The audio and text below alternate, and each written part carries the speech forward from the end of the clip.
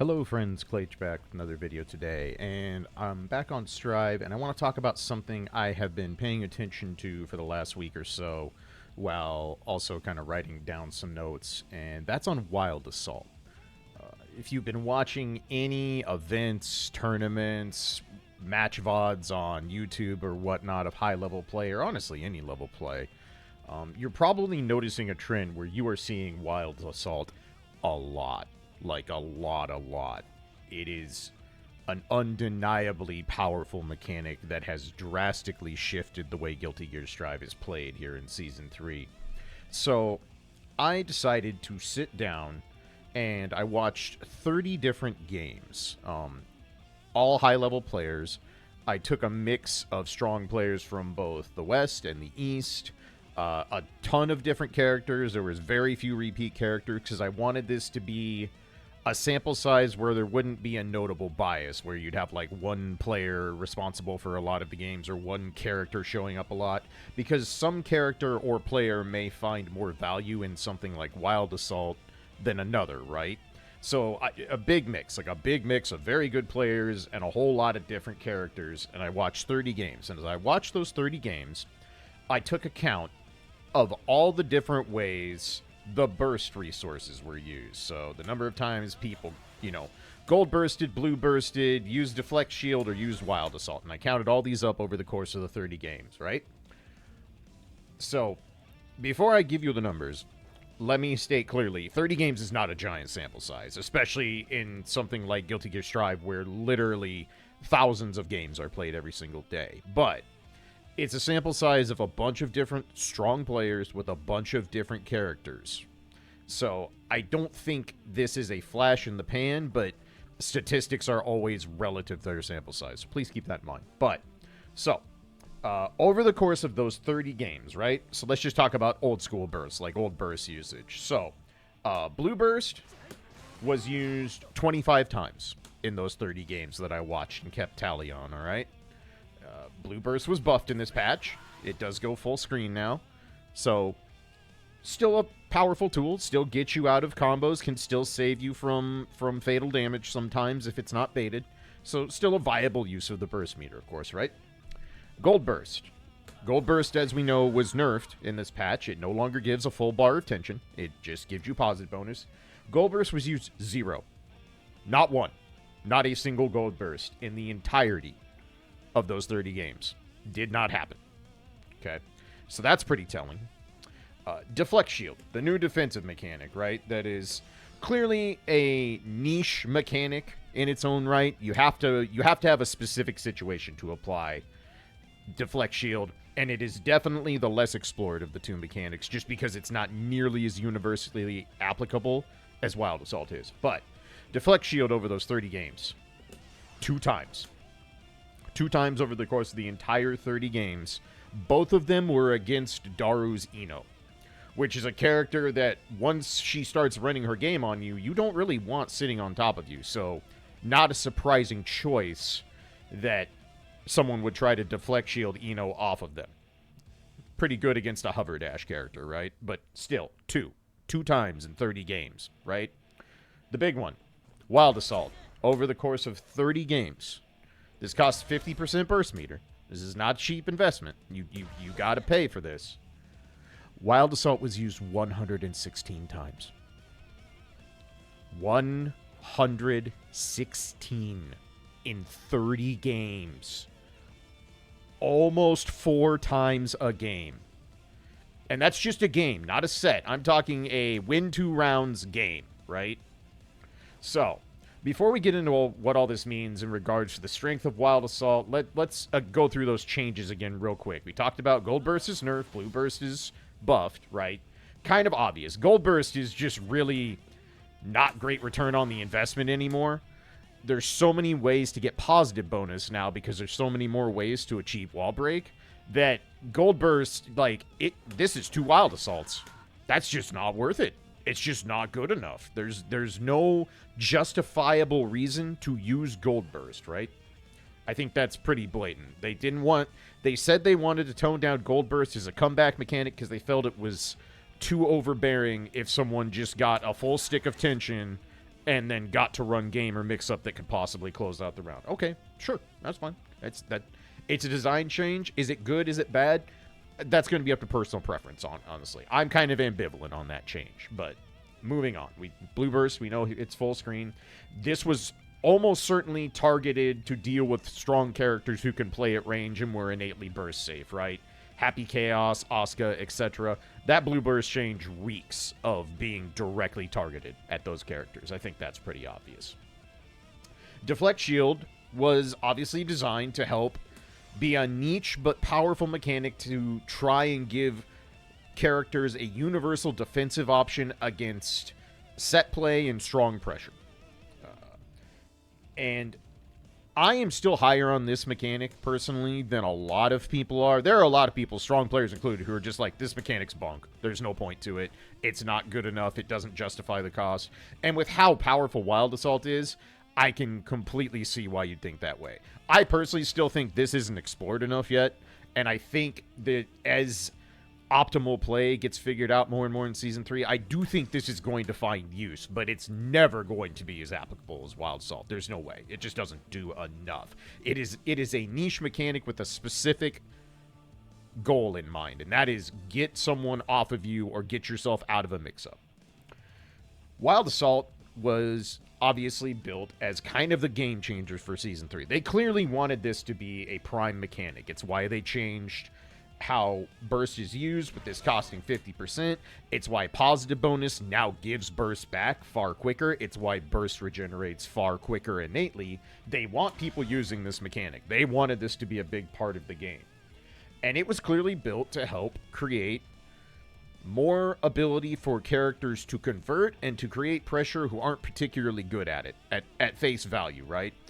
Sin is actually a really good example of this. So Sin actually has pretty good offense when he's on top of you, just because he has an overhead that's 21 frames and a low that's 21 frames that's cancelable out of his plus frame normal. That's good. What Sin doesn't have, without spending meter most of the time, is he doesn't have super elongated pressure. His best way to extend pressure is basically to do Elk Hunt, do the follow-up, and dash cancel it. Well, that is 2 bars of stamina. That's really expensive for this character, which means it's basically a trick you can do once, and then you need to regen stamina if you want to continue that kind of pressure. Otherwise, his pressure is kind of very safe, but it's not long. Once you go into this, your opponent knows you have no options except canceling into a special move or just letting this resolve, which is fine because now stand heavy is a whopping -2 on block. This is perfectly safe to just end your pressure on. You can do that. But Sin doesn't do like super long, complicated block strings that let you make someone hold it forever, right? Well, with Wild Assault, he kind of can. Now he can do stuff like this. Make you hold it for a while, and then eventually switch between the overhead or the low, and that's going to be really hard to deal with after a while because you've been blocking for a long time. If you're not FDing the whole thing, your risk is going to get cranked. It also allows for convertibility. Usually, if Sin doesn't have stamina, he can't really get much off of, say, a max range Crouching S or a max range Far X, other than doing Beat Driver into the follow-up. If he has stamina, these are pretty good because even at half screen, this can result in a wall break and a hard knockdown. That's perfectly fine. But let's say you have no stamina. Let's say you ran a long offensive string, and right now you don't have anything to cancel into if you go, this doesn't combo. This combos, but without the follow-up, it's actually not safe on hit. Well, now, if you don't have any stamina, but you got some burst on you, now you can do stuff like this and convert. Turn it into a real combo. Take it to the wall. Get a wall break. Pretty good. Not bad at all. Very useful mechanic. It's obvious why Wild Assault is getting used a lot. Same thing for Anji, for example. Like, he can now extend his pressure. He can now get elongated pressure strings when that was something that he pretty much universally struggles with, right? So, I've already talked about how applicable Wild Assault is and how good it is, and you guys all know this. If you've been watching Season 3 at all, it's not hard to see that Wild Assault is pretty good. It is a strong mechanic. But, simply put, Wild Assault is so far ahead on the return for investment when it comes to spending the cash of your burst bar that it's just not even funny. This might as well not exist in the game anymore at high level. This serves no purpose. Basically none. There is no reason to do this. Because at best you get positive bonus. But why do that for a full burst bar when you can spend half a burst bar, take away your opponent's burst, and either get incredible pressure for Guilty Gear Strive, or get a conversion that results in a wall break, which, by the way, is going to be unburstable because you just took your opponent's burst bar away. And you're going to get a hard knockdown, more than likely, because now you have two options to break the wall for hard knockdown. You can use Wild Assault, or you can use your super. Both of these things will result in the exact same hard knockdown, right? So, right now, Wild Assault is just far and away the dominant resource dump when it comes to the burst meter, right? And I want to preface this by saying there being a dominant resource choice in Guilty Gear is not new. This is not a new thing. YRC, which again in Xrd is very different. YRC is the equivalent of like neutral blue RC in that game that you could do on anything. But it only costs 25% meter. YRC is not the defensive mechanic that is in Guilty Gear Strive. That was far and away the most prevalent use of meter in Guilty Gear Xrd throughout its entire lifespan. YRC is really, really strong in that game. Super, super powerful mechanic. You still saw a great deal of irregular roaming cancels, overdrives, and other things in addition to YRC. But YRC was consistently the best bang for the buck, quote unquote. But, you know, it also had a strong defensive mechanic in Blitz Shield. Blitz Shield is an infinitely better version of the Deflect Shield mechanic. If you don't know how Blitz Shield works, just look up any guide on Xrd or read about it in the wiki. It's a very strong defensive mechanic. But far and away, YRC, you know, the Xrd equivalent of this, but for 25% meter instead of 50, was very, very predominant. It was everywhere. Vanilla Accent Core, the first version of Accent Core with Guilty Gear XX, which brought force breaks into the play, which is the EX moves, more or less, of Guilty Gear in the XX series. Those were far and away the biggest use of meter in that game. You almost always spent your cash on force breaks because the characters who had good ones had dominating force breaks. They were unbelievably strong. So this is not new. This is not a new thing where you have a mechanic that is far and away the winner on investing your resource into it. But my concern with Wild Assault goes beyond the aspect of it being the go-to resource dump for the burst meter right now. My concern is I think Wild Assault is making the game way more volatile in the terms of causing snowbally effects and having characters just basically run over the opponent. So, what do I mean by that? So in Season 1 and 2, right, there was a give and take in terms of wall breaks, right? You usually had to decide between breaking the wall, getting the positive bonus, and hoping you had meter to get a hard knockdown, or just going, I really want the extra meter, I want the positive bonus, and I want the extra damage off the wall break because that probably puts the opponent in one touch range. But there was a decision to be made. You had to decide if you wanted to take a wall break, if you wanted to try and do a reset and just hold the corner for a little bit while. That was something, you know, that was something Anji was doing for a long time. You would see him towards the end of Season 2, people like Jiro and other players in combos where they're like 2 hits from wall break in a stand slash juggle and then make them block butterfly afterwards. Because a lot of the time when you would see that, it's because they didn't have meter for Iseogi, which meant they couldn't get a hard knockdown after wall break. And for a character like Anji, that's not a good feeling. There are a lot of characters in the old seasons that wall break did not do what they wanted, maybe at all for their game plan, but a lot of times in a given matchup. If you're a character like Anji who struggles to get in, you don't really want to have to chase down your opponent at round start range again if they get up at the same time you do. You don't want to go back to a neutral situation when you have just done a bunch of damage and have the offensive advantage. You want that hard knockdown. You want the ability to maintain your pressure, right? So there was a lot of back and forth on decision making of when should I use my meter? Do I just take this Roman cancel now and cash out my damage, take the wall break and accept we're going back to neutral? And that varied depending on the character and the matchup.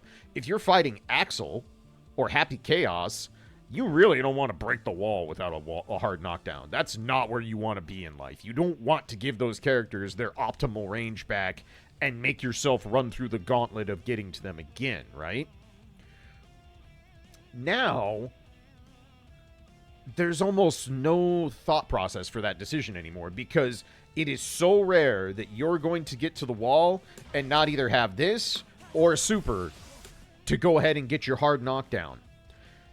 And because of the changes to the burst meter, where it regens way faster now with positive bonus, that means you get your wall knockdown, you get to go up, run pressure, and keep things going. So, like, let's just create a very basic scenario for Sin here, right?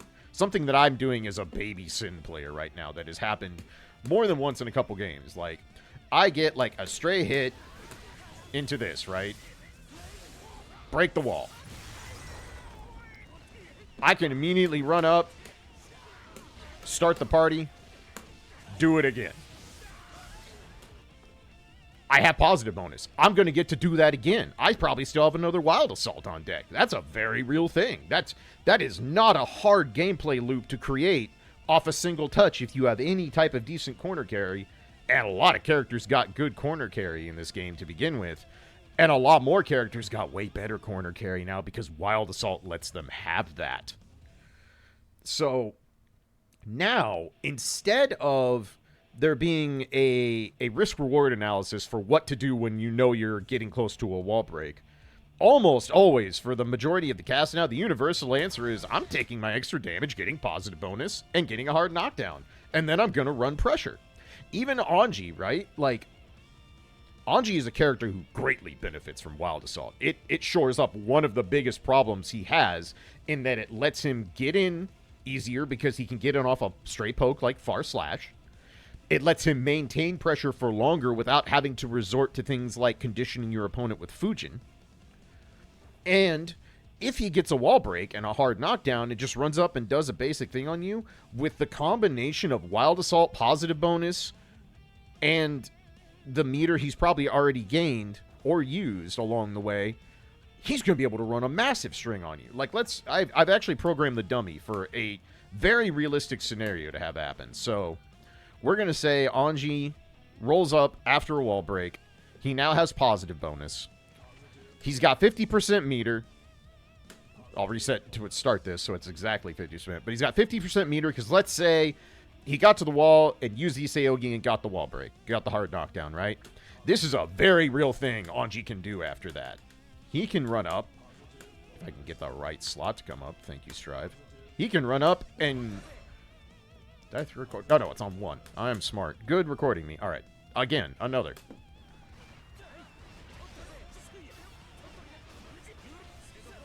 He can still go.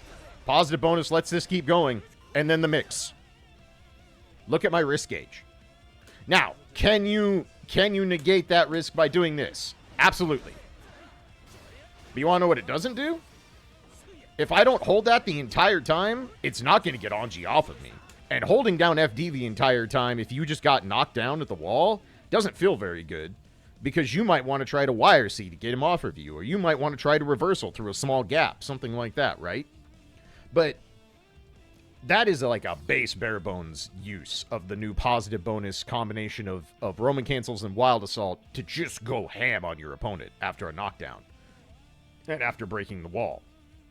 And what I am concerned about is I think as gameplay and routes and game plans get optimized, I'm worried that the strong characters are going to be able to create these snowbally loops where they hit you once, take you to the wall, break it with Wild Assault or Overdrive, have the positive bonus, have a legit mix-up off the hard knockdown from wall break, and then pressure you into oblivion and eventually open you up, break the wall one more time, and by then you're either already dead, or you get the third loop with a minimal amount of health, and as soon as they open you up, you're dead. So I can see that becoming the quote-unquote the meta, the game plan, the optimal routing for a lot of characters. Now, this sounds like kind of doomerish, right? But I want to say that this isn't all negative in a vacuum. Again, talking about characters like Sin and Anji, who are characters with notable problems in Season 2, and who are both notably better in Season 3. They get a lot out of Wild Assault. It is shored up parts of their game that needed shored up. It has given them extra resources and extra abilities that make their offensive game more scary and gives their knockdown game more consistency, which is something they both want. That's really good for both these characters. But there's the double-edged sword of the fact that now you're creating this potential gameplay loop. A gameplay loop that could get really stale really quickly, right? I don't think anyone is going to call it a hot take to say that by the end of Season 2, people were very burned out with the quote-unquote the meta of Guilty Gear Strive. The strong characters were blatantly the strong characters, their game plans were massively oppressive, and their routes to victory were very clear, and most of the time were not that difficult to enact. They usually had some way to enact their strong game plan without a ton of resistance being put on them, right? My worry is that this is going to create that same kind of staleness, but if it did it with new characters, I think you take that and call it a win. If you change up the formula and you get a bunch of characters who haven't necessarily been strong or been overperforming in Strive and boost them up because Wild Assault is this strong, I think that's a net gain. It's going to be up to player preference and character preference, obviously, but I think that's a net gain, right? But the problem is I think Wild Assault is also a mechanic where the rich got richer. And let me show you a couple examples that I can think of and point out. So let's swap characters here. Let's grab Chip, and let's grab everybody's favorite villain, HC, right? These two characters, already two of the strongest characters in the game at the end of Season 2. And frankly, I have seen nothing that would make me think otherwise that has changed this season either. But I talked about Sin, right? Like, get a basic pressure thing, go to the wall, get your your bonus, get a hard knockdown, and go up and continue your pressure, right? Chip was already one of the best in the game at doing that from long ranges from the wall, because he has stuff like this where you just do the Kara cancel into the super. Cool, I have hard knockdown now. Love it. And I get to do this mix-up. Is it a cross-up? Is it empty low?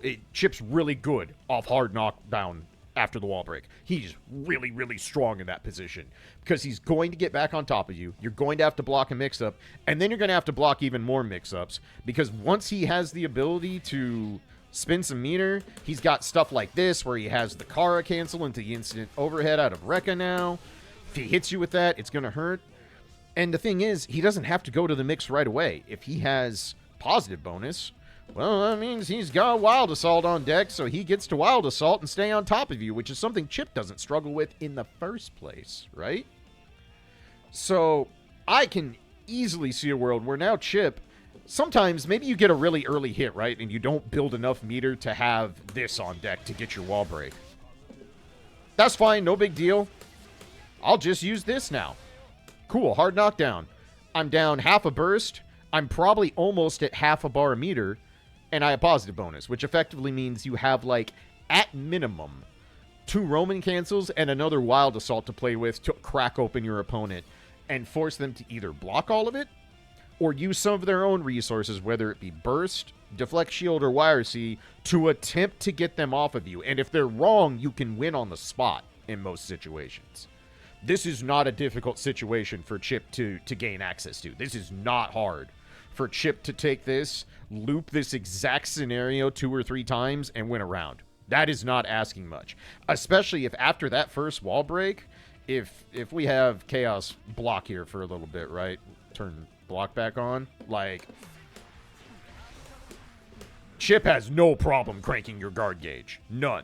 And remember, Chip's already good at pressure. He doesn't need this to maintain pressure on you. It's just an extra resource that he now has access to that makes his pressure even stronger and his hard knockdowns more consistent. The rich literally got richer. Happy Chaos is another example, right? Happy Chaos's best game scenario, his win con, one of the many, but one of his most blatant win cons is to break the wall and have enough meter and positive bonus after the wall break to activate this nonsense, right?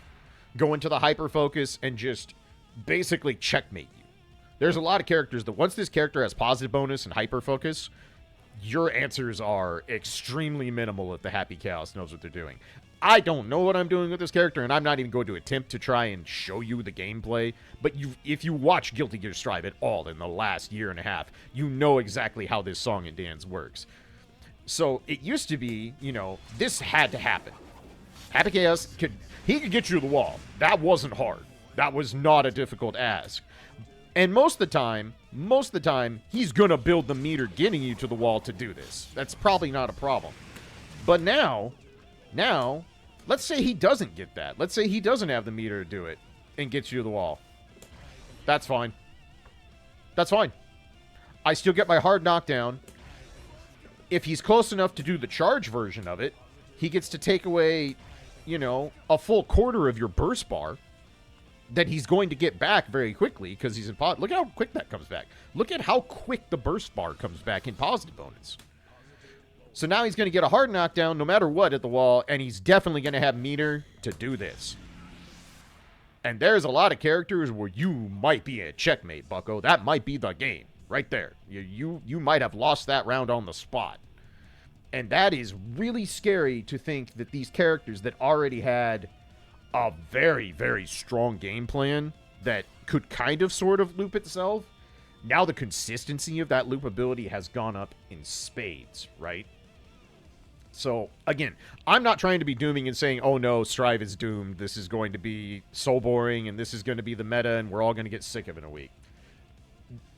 Wild Assault has brought some major shakeups to this game. It has given characters who didn't have access to good conversions access to real conversions now. It has enabled a lot more ways to get hard knockdown for characters that often struggle to get hard knockdown. And, again, this game needed a shakeup. Everyone was sick of Season 2. Unless you're one of the people playing the characters that continue to dominate throughout Season 2, I don't think you can look at someone with a straight face and go, oh yeah, I was still all in at the end of Season 2. It was so fun seeing the same stuff over and over again. So, that part's great. I think the changes to Burst, the changes to Wild Assault, adding Deflect Shield, all that stuff, I think those are good. These are net positives right now for the long term because it did shake things up. My concern is, like I said, that the shakeup is going to end up settling into the same suspects being the best of the best, and now they have even more consistency than they used to. And what might be the real kicker long term, what might actually be the worst part of it, is that one of the things that has been universally toned down this season is damage, right? Stuff just doesn't do as much damage on the whole. Moves got bigger proration, you don't have as many bombo starters. Damage is lower. If you've played it all at Season 3, you have noticed that damage is lower than in the past. And one of the things that was kind of the original design plan for this game was that the high damage was meant to make every match viable, to always have that comeback ability at a lower level, right? For newer players, you were never truly out of it because you could do so much damage off stray hits and stuff, right? It wasn't that hard to get a big bombo starter and bam, 250 damage. That's not unreasonable in the older seasons of Guilty Gear Strive at all. Now, instead of that comeback ability, and even more to the point, instead of just getting steamrolled by getting two-touched and your life bar exploded, that doesn't feel fun, but it's like, it's over, right? Like, you got hit twice, you made 2 mistakes, you lost the round. All right, high damage game, it happens. Now, you might actually see something that starts to look like older Guilty Gear, where you can't 2 and 3 touch characters consistently, but you can loop your same good pressure and Oki situation 4 times and kill them that way. And this is not just characters with good Oki and pressure like Chip, or really, really powerful Oki like Milia, but sacrifices it in damage. This is now a lot of the cast that can do this because of the way wall break and the hard knockdown system works. And because positive bonus gives so many resources to play with now, you can just Roman cancel and Wild Assault for days once you have positive bonus. Because the positive bonus, when you're doing, even if you're being blocked the whole way, you're chunking up meter. You build so much meter making people block stuff in positive bonus, right?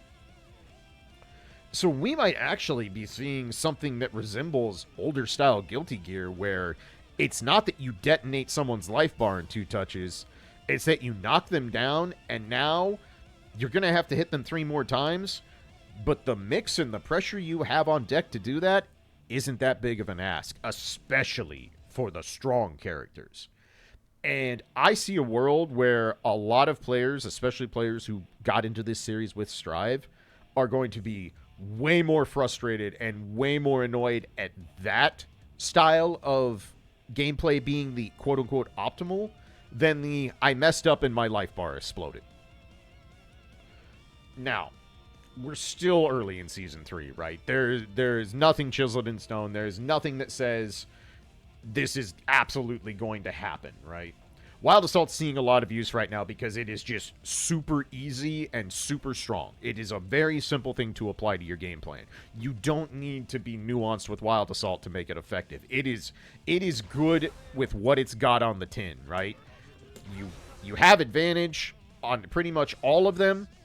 A lot of them are cancelable. And if you have the white one on the big bodies, you have an invulnerable rushing move. You basically have old hard slash Fujin as Anji with a lot of advantage on it. And you're getting it for a not huge investment. Half a burst bar in a season where the burst bar comes back real fast. This is not a hard mechanic to apply to your game plan, regardless of which one you have. It's just absurdly practical, right? But maybe stuff changed. Maybe because of the power of Wild Assault and because of this easier access to the get to wall, break wall, loop my game plan thing, maybe people are going to start labbing out more ways to put Deflect Shield to use to break up that loop, to get the breathing room, to get back to neutral, and hopefully get their own offensive advantage going. This could completely change as the game evolves. This is not a guarantee. But I want to go back to those numbers again. Again, 30 games, elite players, a bunch of different characters, a bunch of different regions. 25 blue bursts, 2 deflect shields, 116 wild assaults. Blue bursts cost the whole bar, so you could argue that it's actually double, right? You could call it 50 wild assaults instead of 25 blue bursts. We can be super generous and go that route, right? Because it costs your, quote, whole burst gauge.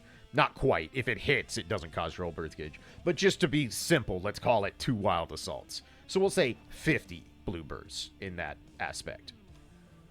But no gold bursts, 2 deflect shields, 116 wild assaults. This mechanic is dominating the game plan right now because it's very good. And I don't think it's unrealistic to ponder if that's going to just be the norm going forward. I don't want to propose changes or what do you do to avoid this, or do you nerf Wild Assault, do you buff the other mechanics. I don't want to propose any of that because, again, it's too early and stuff is still being figured out. There's still a lot to learn about Season 3. There's a lot to learn about the characters. But a lot of characters didn't change so much that people are learning them from scratch, you know?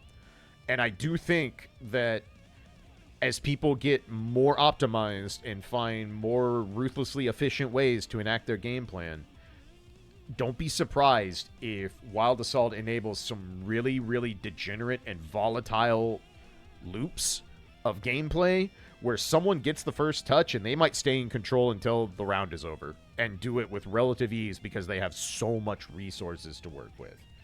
So we'll see what happens. I don't know if you maybe don't make Wild Assault lower the opponent's burst gauge. I don't know if it's going to end up too strong, but I said I wasn't going to propose changes, and then I just kind of had one pop into my head. But again, it's too early to sit here and be like, all right, we need to adjust this right now because this is too much. Like, no, I don't want to go that far. But I do think that it is a valid thing to have some concern about, that it might be too good to the point where it dominates the entire facet of gameplay. And for all we know, maybe that's what the devs want. Maybe they are designing future characters and designing future patches with the idea that Wild Assault is going to be the predominant use of Burst Bar going forward, and Blue Burst and Deflect Shield are going to be, you need to have the right situation to justify this investment. And I think that's okay, but again, all the other things Wild Assault does, I do have some concern that could take this game to a place that a lot of people are not going to find fun. And if people stop finding the game fun, people stop playing the game, and that's never what you want. So we'll see what happens. Tell me what you think. Are you using Wild Assault? Are you seeing Wild Assault used constantly? Are you seeing a different level of usage of the other burst resource mechanics than I'm seeing at the high level play? Obviously, I'm not watching every replay out there. I'm not even looking, to be perfectly fair, I'm not looking at the average player. I'm looking at the high level, the people who play in international events, the people who make a living playing this game. Because that's usually the best place to get an idea of where the game is going, because those people are very good at assessing what is strong and what is not and putting it to good use. So let me know what you think. Let me know if you're seeing this same pattern I am, if you think Wild Assault's too good. Maybe it's too good, but you love it, and you would rather have this be the predominant strategy than the strategies of old. Maybe you're one of the people playing the characters that are benefiting the most from this, who, again, I think were already the really good characters.